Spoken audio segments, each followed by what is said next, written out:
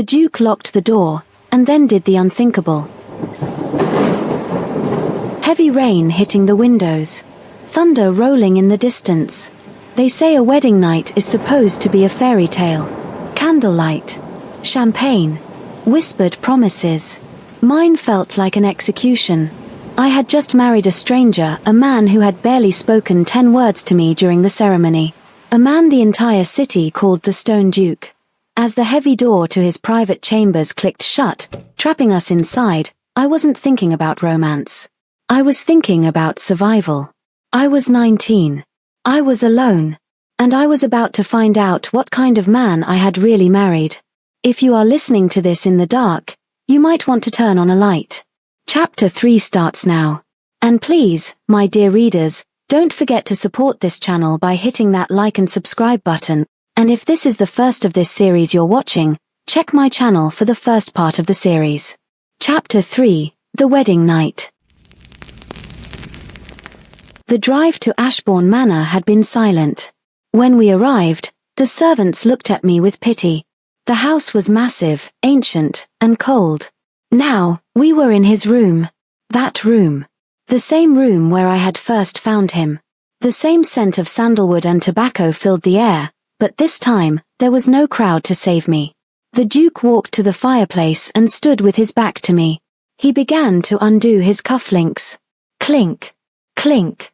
The sound echoed like a gunshot in the quiet room. "You are trembling," he said. He didn't turn around. "I am cold, Your Grace," I lied. He turned slowly. The firelight danced across his face, casting long shadows.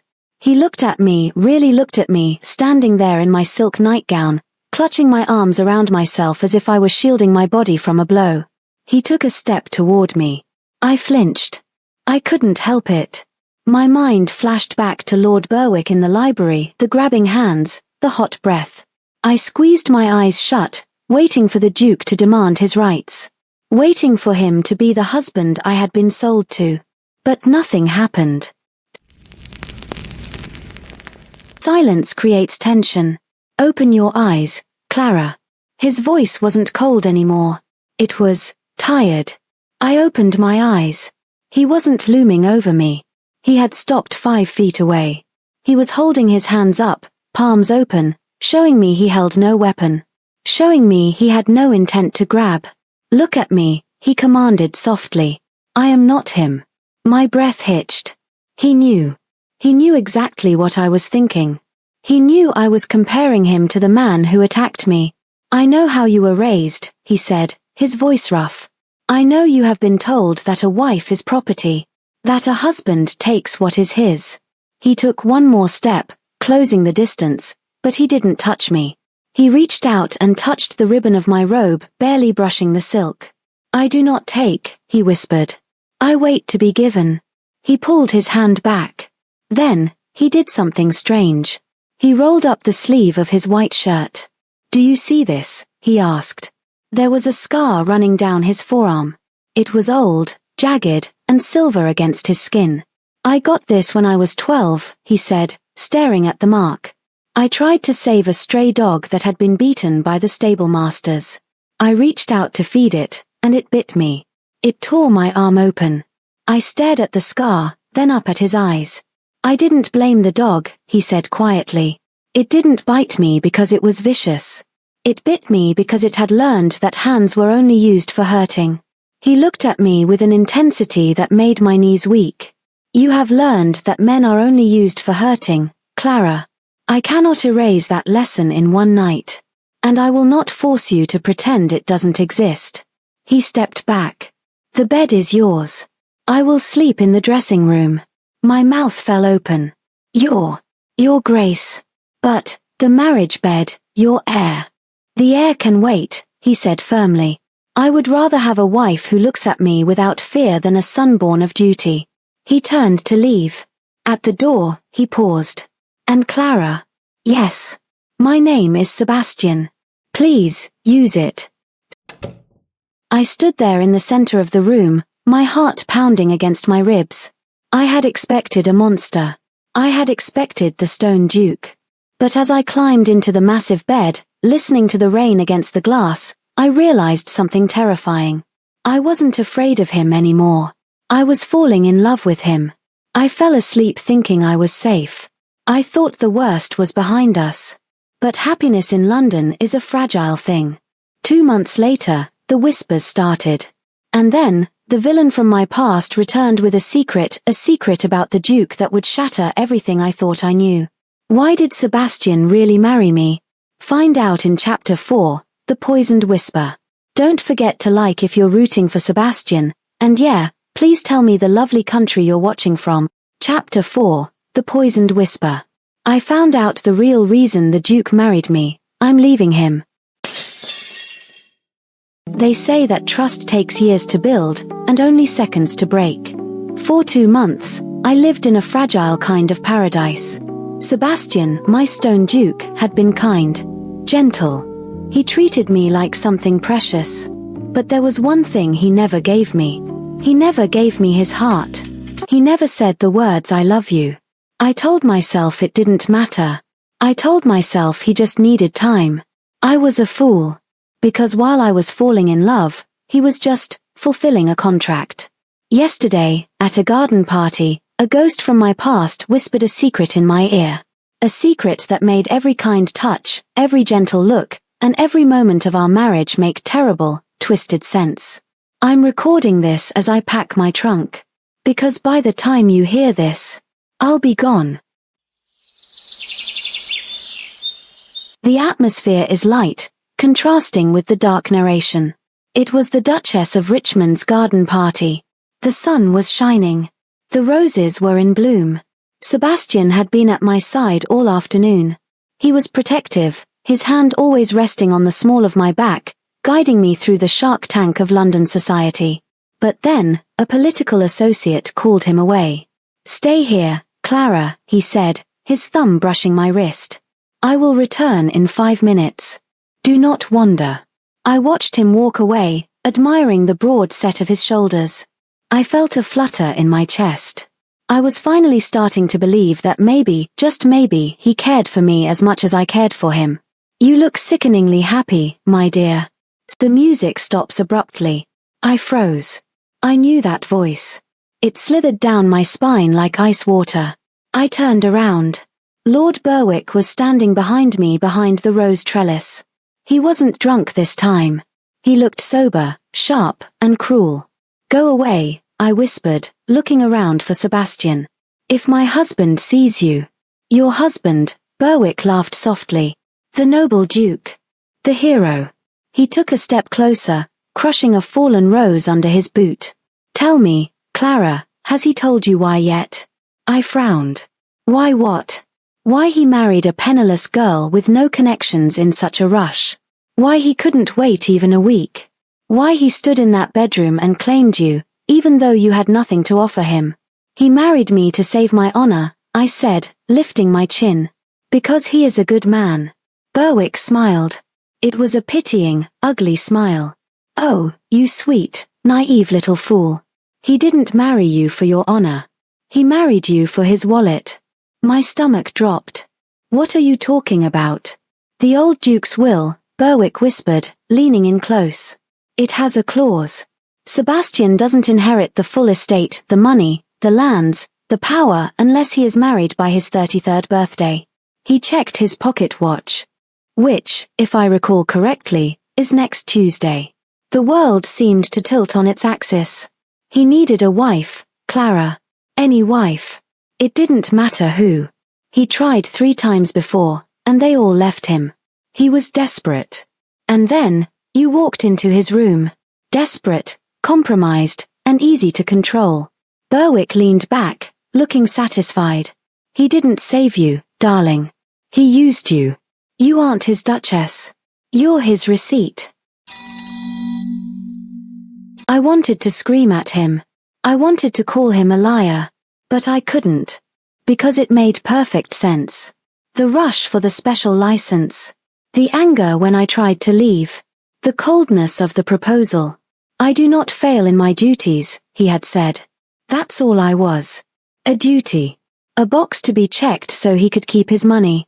I saw Sebastian coming back through the crowd. He spotted me and smiled, a small, rare smile that used to make my heart race. Now, it just made me want to vomit. I didn't wait for him. I turned and ran.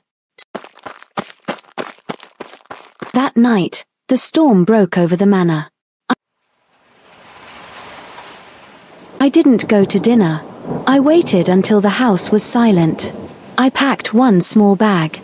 I didn't take the jewels he gave me. I didn't take the silk dresses. I took only what I came with. I sat at the desk and wrote a note. My hand was shaking so hard the ink blotted. My lord, I know about the will. I know about your birthday. I understand now. It was a business transaction. You saved my reputation, and I saved your inheritance. We are even. I will not be a burden to you any longer. You have your money. You do not need to pretend to care for me anymore. Goodbye, Sebastian. I placed the note on his pillow. I walked out into the rain, the mud soaking my shoes instantly. I didn't know where I was going. I just knew I couldn't stay in a house built on lies. But as I climbed into the hired hackney coach, I didn't know that Sebastian had already found the note. And I didn't know that the Stone Duke was about to tear London apart to find me. I thought he let me go. I thought he would be relieved. I was wrong. Join me for the finale, Chapter 5. The chase, the crash, and the truth that changed everything. You do not want to miss the ending. Hit that subscribe button. I'll see you at the climax. I tried to run away from the Duke, but he chased me down in a storm. I was 10 miles outside of London when my carriage lost a wheel. I was stranded in the mud, freezing, crying, and convinced that I had done the right thing. I thought I had set him free. I imagined Sebastian back at the manor, reading my note, perhaps feeling a little relieved that the problem wife was gone. Maybe he was already sipping brandy, planning his next move to secure his inheritance. I was wrong. I didn't know that back at the manor, the Stone Duke, the man who never showed emotion, had just smashed a priceless Ming vase into the fireplace. I didn't know he was screaming orders at his stable master. I didn't know that he hadn't taken a carriage. He had saddled his fastest horse and was riding into a hurricane to find me. This is the end of my confession. And it ends with a crash. Chapter 5. The Chase and the Truth. Rain pouring heavily. The carriage listed dangerously to the left. The driver was shouting, but I couldn't hear him over the wind. I huddled in the corner of the tilted carriage, shivering. My silk dress was soaked. "We're stuck, miss," the driver yelled. "We have to wait for the storm to pass." I put my head in my hands and sobbed. I had lost everything. My reputation. My home. And the only man I had ever loved. Then, I heard it. Hooves skidding in mud. A dark shape tore out of the gloom. A rider. He pulled the horse up so sharply it reared. Before the horse's hooves even touched the ground, the rider was off. He didn't walk, he ran toward the carriage. The door was wrenched open. Sebastian stood there. He was unrecognizable. His hat was gone. His hair was plastered to his forehead. His fine coat was soaked through. But his eyes were wild. "Clara," he roared. He reached in and grabbed me, pulling me out of the carriage and into the rain. He didn't care about the mud. He crushed me against his chest so hard I couldn't breathe. "You foolish, foolish girl," he groaned into my hair. "Where were you going? Where were you going?" I pushed him away. I had to be strong. "Let me go," I screamed over the thunder. "I know. Berwick told me." Sebastian froze, his hands gripping my shoulders. "Berwick? What did he tell you?" "The will," I shouted, tears mixing with the rain. "The birthday. You need a wife to get the money." I know I was just a business transaction. "Well, you have your marriage certificate. You have your money. You don't need me." I waited for him to deny it. I waited for him to make up a lie. Instead, he laughed. It was a sharp, bitter sound. "The money," he shouted back. "You think this is about the money?" He shook me gently. "Clara, look at me. I broke the entail 3 years ago. I don't need a wife to inherit. I am the Duke of Ashbourne. I didn't need a marriage. I stopped fighting. What? Then why? I whispered. Why did you marry me? He stared down at me, the rain dripping from his eyelashes.